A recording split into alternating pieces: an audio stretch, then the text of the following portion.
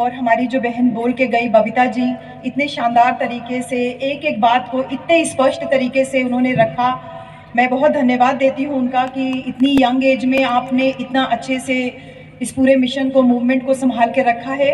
और मुझे लगता है कि बाबा साहब की जो बेटी इंदु थी वो साक्षात आपके बीच में यहाँ मौजूद है। उसने अपना पूरा जिम्मेदारी संभाला हुआ है।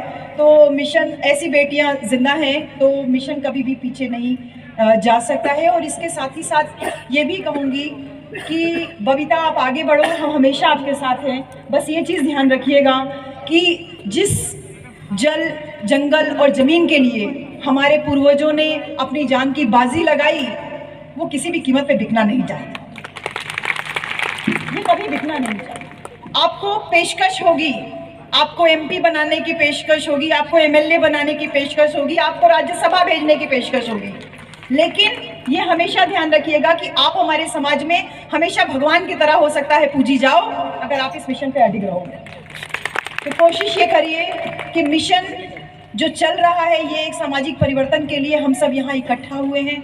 हम साहब कांशीराम के वंशज हैं, हम बाबा साहब के वंशज हैं, और इसीलिए हमारे महापुरुषों ने हमेशा ये बात कही कि सत्ता मिले ना मिले, सरकार बने ना बने, सामाजिक परिवर्तन की गति कभी रुकनी नहीं चाहिए। तो उस परिवर्तन की 100% इत्तेफाक रखती हूँ सरदार जी मैं आपकी बात से।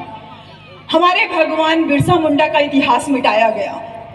अगर हमारे कुछ एक महापुरुषों ने नहीं लिखा होता उनके बारे में, या उनकी तस्वीर, उनकी चित्रकारी नहीं कराई होती, तो हमने कभी भी बिरसा मुंडा को वो तीर तलवार और इस तरीके से बेटे के रूप में नहीं देखा होता। तो बहुत ज़रूरी है महापुरुषों को साक्षात रूप से देखना, जितना उनके विचारों पे चलना। हमारे दिल में तो बाबा साहब बसते हैं, हमारे दिल में बिरसा मुंडा बसते हैं, हमारे दिल में साहब कांशीराम बसते हैं, लेकिन हमारी आंखों में उनकी तस्वीर कहीं पे भी होनी चाहिए कि छोटा बच्चा भी जब उठे जय भीम बोले तो उसको पता होना चाहिए कि जिसके नाम पे जय भीम बोल रहे हैं कि वो भीम है कौन।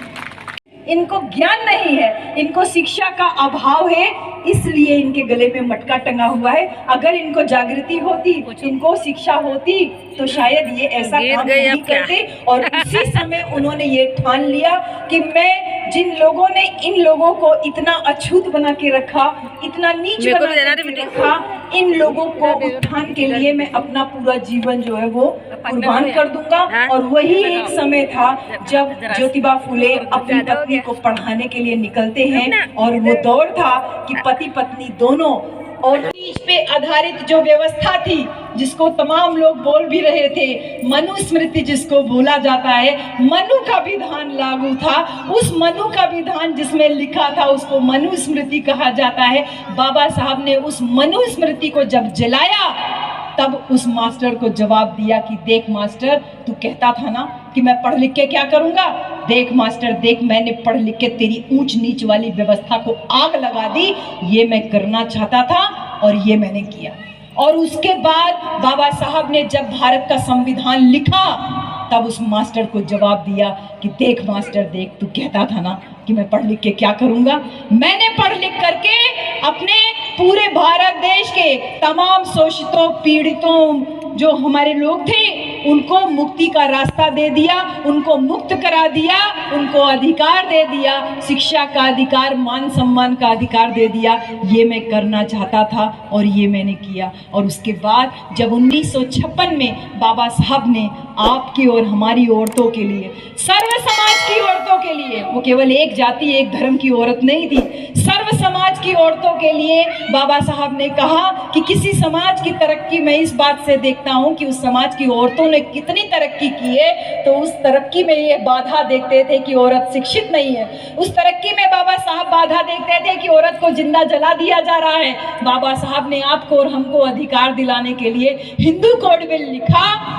तब उस मास्टर को जवाब दिया कि देख मास्टर देख, तू कहता था मैं पढ़ लिख के क्या करूंगा, देख मास्टर देख, मैंने पढ़ लिख करके इस पूरे भारत देश की महिलाओं को आज़ादी का फरमान दे दिया, उनको उनका अधिकार दे दिया। ये मैं करना चाहता था और ये मैंने किया। और सबसे अंतिम बार उस मास्टर साहब को बाबा साहब ने जवाब दिया जब 14 अक्टूबर 1956 को इसी नागपुर की धरती पर अपने लाखों लोगों के साथ में तथागत बुद्ध की शरण में गए। तब उस मास्टर को कहा कि देख मास्टर देख, आज मैं नहीं जानता तू जिंदा है कि मर गया, लेकिन देख मास्टर देख, तू कहता था ना मैं पढ़ लिख के क्या करूंगा। मैंने पढ़ लिख करके अपने बहुजन समाज के लोगों को मुक्ति का रास्ता दिखा दिया। इस ऊंच नीच से आधारित व्यवस्था, जिस धर्म में ये पैदा हुए थे, उस धर्म में पैदा होना इनके बस की बात नहीं थी, लेकिन उस धर्म से निकाल पाना मेरे बस की बात है। देख मास्टर देख, मैंने इनको उस ऊंच नीच वाले धर्म से निकाल करके जिस धर्म ने इनको